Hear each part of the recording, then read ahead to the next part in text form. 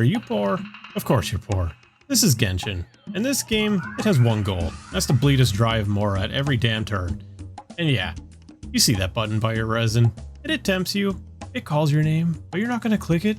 Because of principles? No, it's not because of those. This is a gacha game, you don't have principles.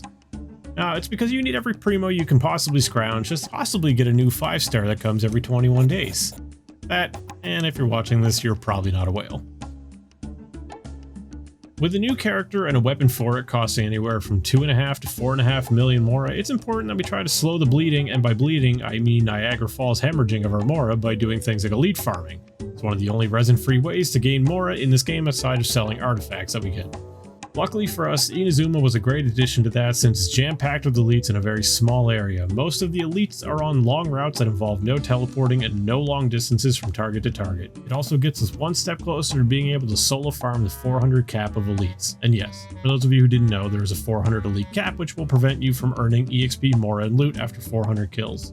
Now I've got two routes for this. One is a full route that excludes only a few stragglers, and the other is just the new enemies that have unique drops that people might need for the new weapons. The full route, it's exceptionally good since it takes such a small amount of time in comparison to the old routes we had in Liyue and Mondstadt, and it's just a nice change of scenery with far less shielded hilly troll around to slow us down, which is especially bad for characters like Ganyu. Now, there are a couple of spawns that, as of 2.0, they're blocked from spawning due to the events in the area, but that's not a big deal for the overall route. It's just like 1,000 Mora.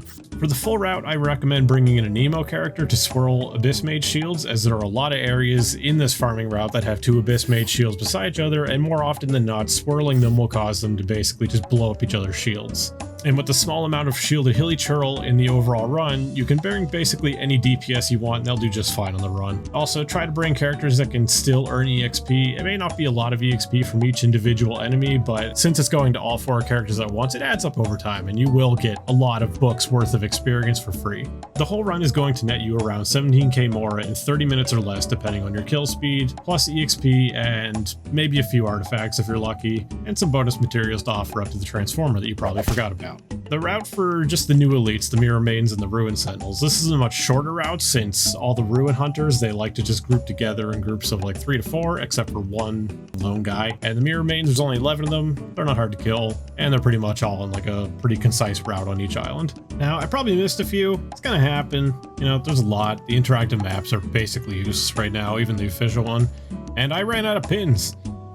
So if that did happen, you know, let me know what I missed. That way I can feel like a failure and reflect on my life choices. Freeze to the